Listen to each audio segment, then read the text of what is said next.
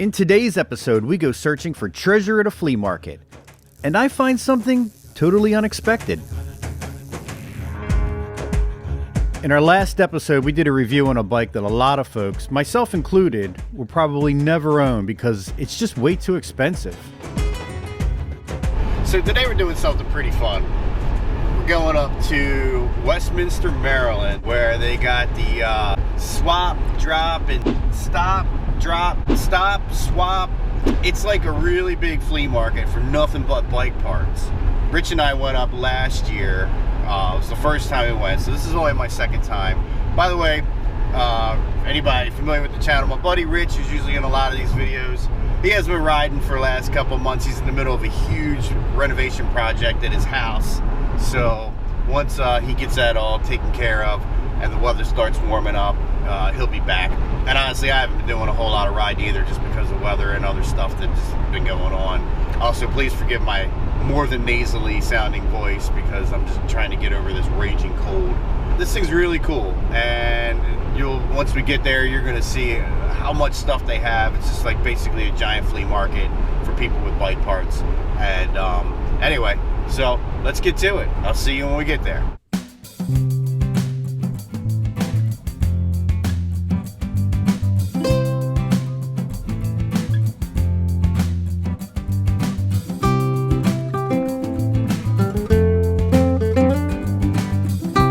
I'm always amazed how many cars I see when I pull in here. People really come far and wide to attend this event. They tout this as the largest event on the East Coast. On the one hand, it's really cool, but on the other, I'm guessing that's because it's the only one. There should really be more. Once you get in, it can be truly overwhelming. I got so lost in it all that I quickly realized how much footage I wanted to get but didn't. One thing I tended to obsess about on my last two visits was the old school BMX bikes. They just take me back to my youth. I keep having this recurring fantasy that I'm going to stumble upon my bike that was unfortunately stolen when I was younger, and I'm able to buy one for a song and a dance. Needless to say, these guys have a good idea what we old fogies are willing to pay, and no deals were to be had. They didn't have my particular bike, but a close consolation was commanding $1,300 for a tiny piece of nostalgia. Oh well, maybe someday. One of the things that Rich and I realized last year is that there's so much stuff that it's easy to get lost in the madness. So it's best to have a plan and a list of specific items you may be looking for. I got to keep my spending under control this year, so I was only looking for a repair stand if the price was right. I did remark to my buddy that one year I'd like to pick up a road bike when I had some more disposable income.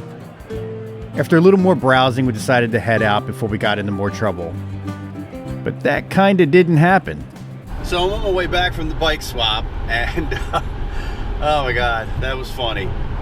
I did find the one thing that I was looking for, which I'll show you guys, and I also picked up something else that I really wasn't expecting to buy, but I can't wait to show you. You might be able to get a glimpse of it out the back window.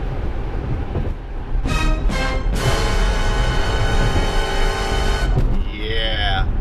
So I'll show you when I get home.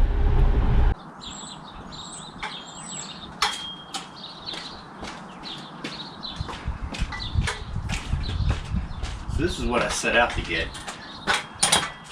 Just wanted a cheap bike stand. So here's the story on this.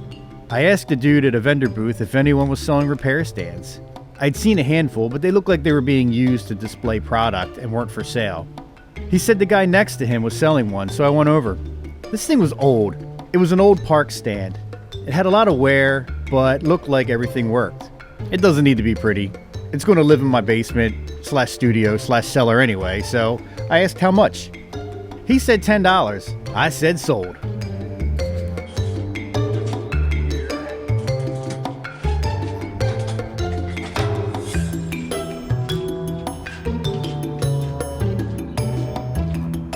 So here's where stuff got weird.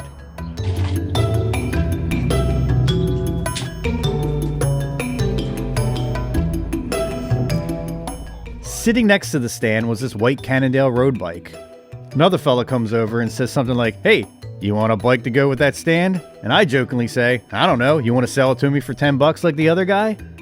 Without hesitation, he says, "Okay." And I'm like, "What?" He explains to me that it was his buddies who had it for years, wanted to sell it, and was under no circumstances to come back with it. This doesn't sound like a ringing endorsement, but for $10, what the hell?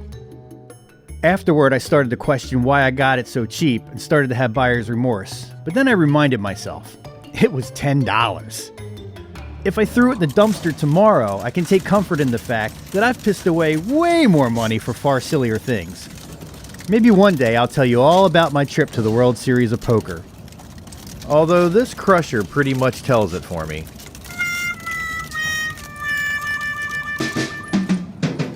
My cursory once-over shows that it has mostly Shimano products.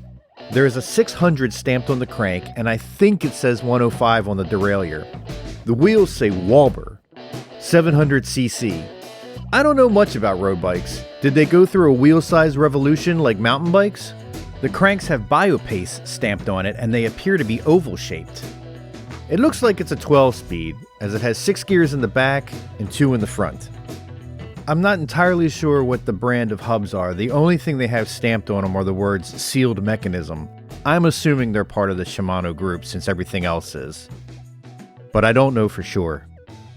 So right now, I don't know if I'm Mike and Frank from American Pickers with a rare barn find, or the random donkey from Pawn Stars who just found out his genuine 12th century samurai sword that's been a family heirloom was purchased in a Times Square gift shop in 1976. In the meantime, if you have any intel on this bike, let me know in the comments below. I'm thinking it'll be a great project bike for the channel in the coming months, so be sure to hit that subscribe button to follow its progress. Until then, stay young and ride safe.